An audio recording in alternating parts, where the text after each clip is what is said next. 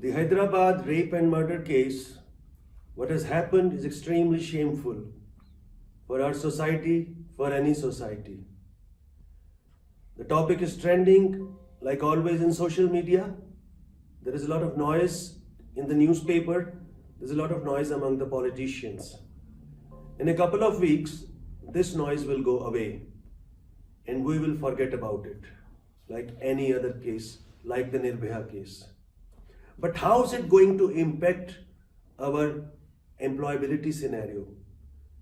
What exactly is the women's participation in the labor right now, and how such incidents influence the situation? That is what we are going to talk about. The summary is that these events further reduce the possibility of women coming out and working. The present figures are already very low, and as an employability coach, I have come out with this video to impress upon you that these things, truth be told, happen in any society. They are bad, they should not be happening, but let them not affect the women's participation in the labor force.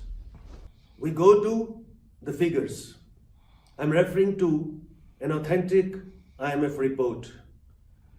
The labor participation in the rural areas has fallen, and so has it fallen in the urban areas. From 50s to 40s in the rural areas, and from 30% to around 20% in urban areas. Why is it happening? This is what we are going to discuss and how we are going to prevent it. State-wise, of course, Punjab, Haryana, UP, Bihar, they tend to say that they are different states. But in this, I dare to say, the mentality is largely tribal. Go to Sikkim, go to Andhra Pradesh, go to Tamil Nadu, go to Arunachal Pradesh. The tendency is to let the women work. Even in Himachal, the situation is drastically different from Punjab. The Himachali women are participating in the labor, the Punjab and Haryana women are not. What is the reason behind it? Is it social? Is it cultural? Is it just that the opportunities are not available? Why is it happening? And how such events like the Hyderabad rape and murder case are going to influence it further. Let's go to the education scenario. You look at any topper of any board. Among the first 5, 3 or more are females. Go to a graduate degree college, you see a large number of ladies. Go to a university, you see promising women in each and every subject, including the science subjects. You go to a professional college, the scenario is the same.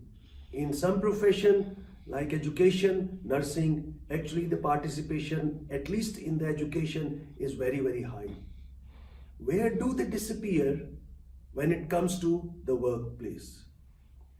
Where are the women? Why do we have created a situation that while the women would be educated, they will be discouraged to work? That is what we are going to discuss. The reason number 1 is cultural.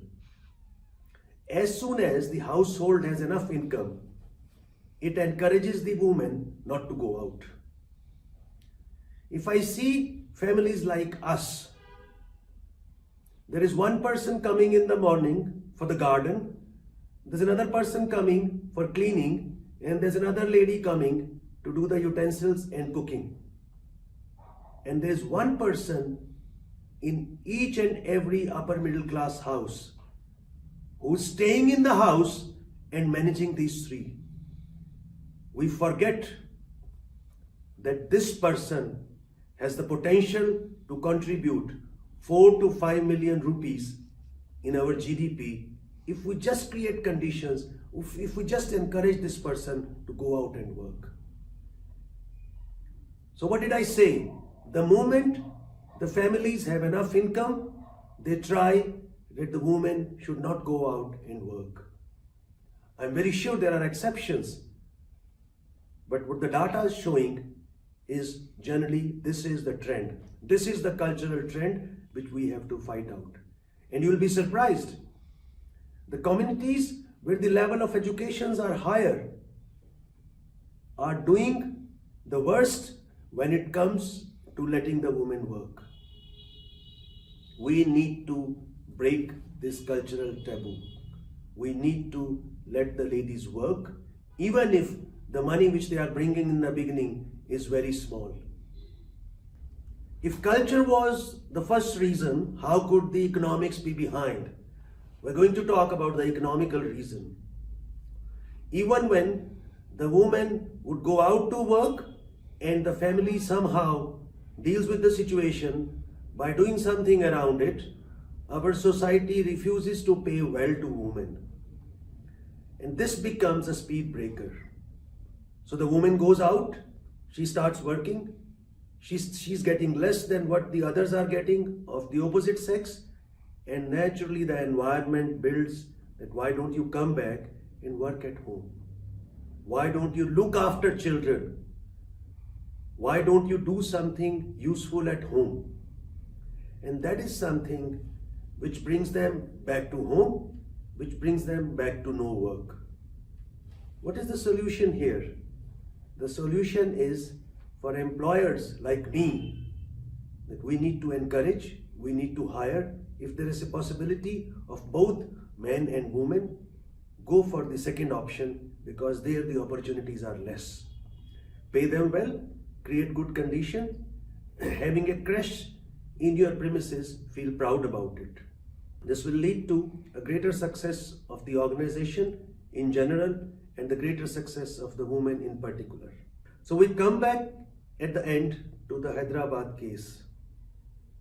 Very unfortunate, should not have happened. But don't let it become a deterrent to women working. Nirbhaya happened. Hyderabad has happened. Truth be told, they happen in each society. But let us not use it as one of so many other reasons that we have created to bring our women back home.